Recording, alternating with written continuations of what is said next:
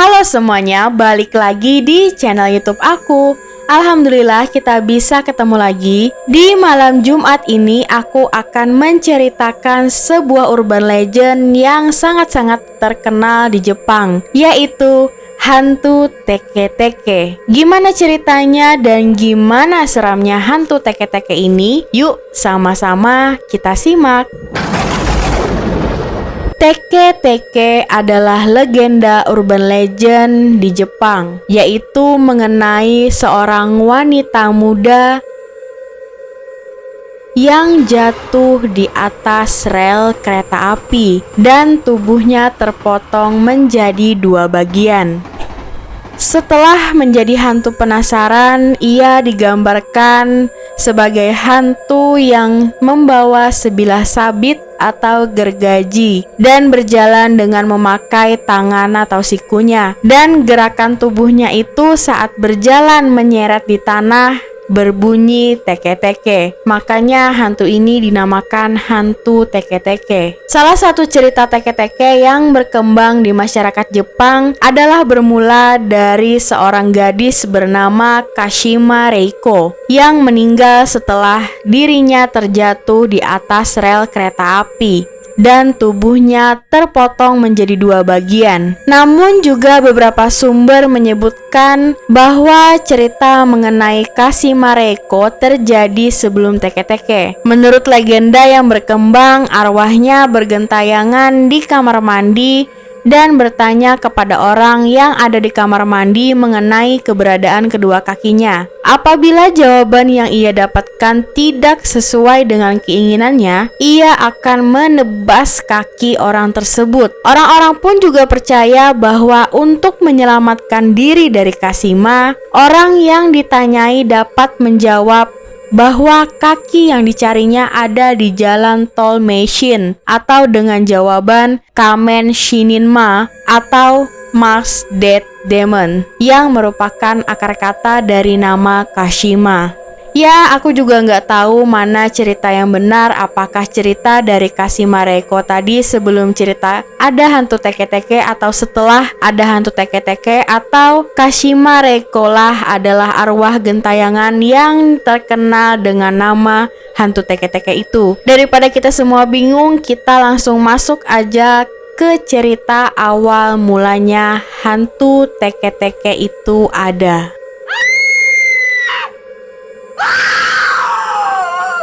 Kisah ini terjadi di Jepang. Alkisah di tengah salju yang sedang turun, dua orang masinis menjalankan sebuah lokomotif ke stasiun kereta terdekat. Saat mereka tiba di bawah suatu jembatan di daerah yang cukup terpencil, tiba-tiba saja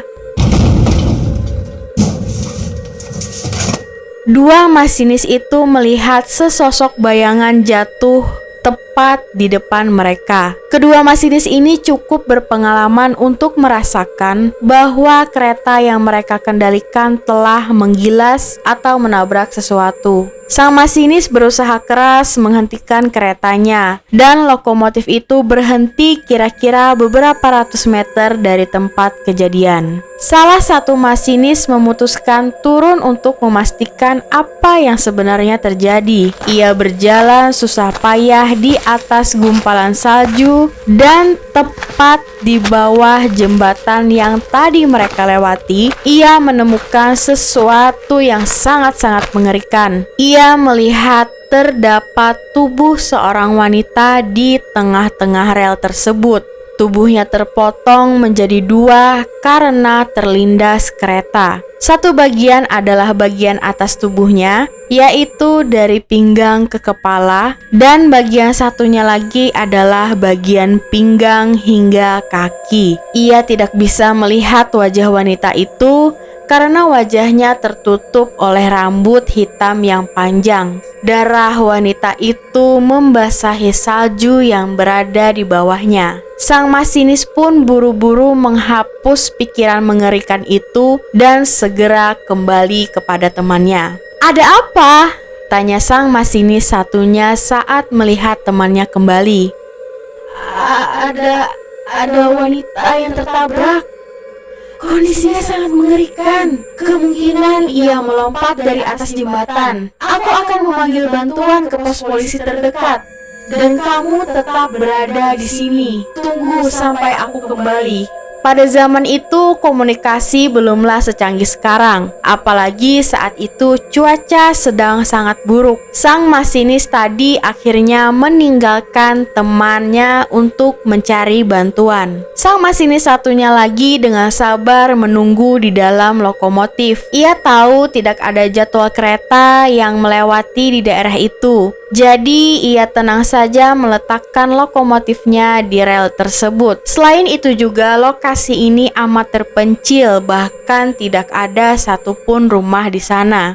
Hujan salju pun telah berhenti, meninggalkan tumpukan salju yang tebal di luar sana. Hanya ada lampu-lampu jalan dari tiang listrik yang menemani lokomotif itu di tengah kegelapan malam. Beberapa saat berlalu, sang masinis mulai mendengar suara aneh di luar lokomotif.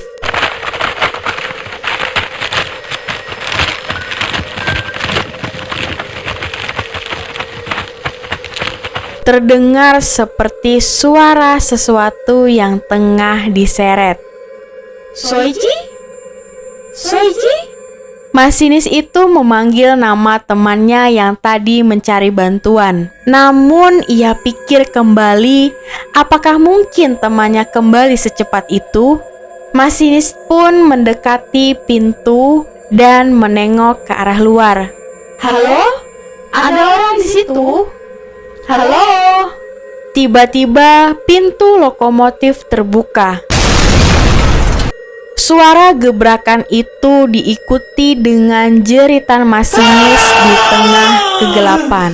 Balik lagi ke cerita setelah masinis temannya itu datang. Setelah beberapa jam kemudian berlalu, barulah sang masinis yang mencari bantuan tadi kembali bersama sejumlah polisi. Mereka harus melewati jalanan yang penuh dengan tumpukan salju sehingga perlu waktu yang lama untuk kembali ke tempat kejadian.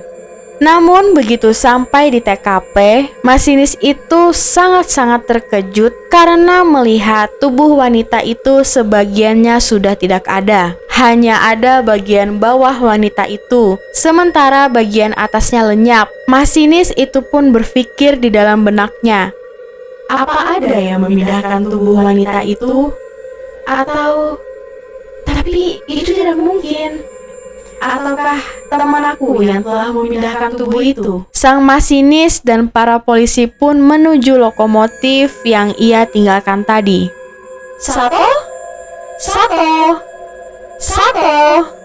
Panggil sang masinis. Ia heran melihat pintu lokomotif terbuka. Ia masuk dan tidak melihat siapapun berada di dalam lokomotif. Hanya ada tumpukan salju yang masuk melalui pintu yang terbuka. Masinis itu sangat heran. Temannya adalah orang yang sangat-sangat bertanggung jawab. Sangat tidak mungkin temannya itu meninggalkan lokomotif tersebut. Soichi dan polisi akhirnya mencari-cari sang masinis tersebut. Namun sepertinya ia lenyap di tengah dingin dan kegelapan malam. Tidak ada jejak kaki ataupun tidak ada jejak-jejak bahwa ada tindakan kejahatan. Semua jejak sudah tertimbun oleh salju yang kembali turun. Beberapa jam setelah mencari-cari, akhirnya sang masinis dan polisi pun berputus asa dan mereka berpikir untuk kembali dulu ke kota lalu melanjutkan pencarian di besok hari. Karena mengingat pada saat itu salju mulai turun dan waktu pun semakin malam.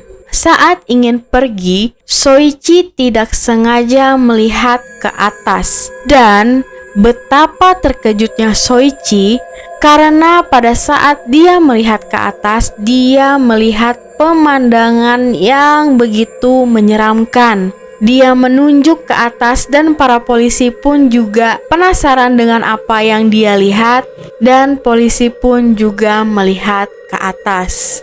Mereka semua sangat-sangat ketakutan melihat pemandangan yang terjadi di hadapan mereka. Bahkan pengalaman para polisi itu selama puluhan tahun menangani kasus-kasus kejahatan seperti tidak ada apa-apanya. Mereka belum pernah melihat sesuatu yang sangat mengerikan seperti ini.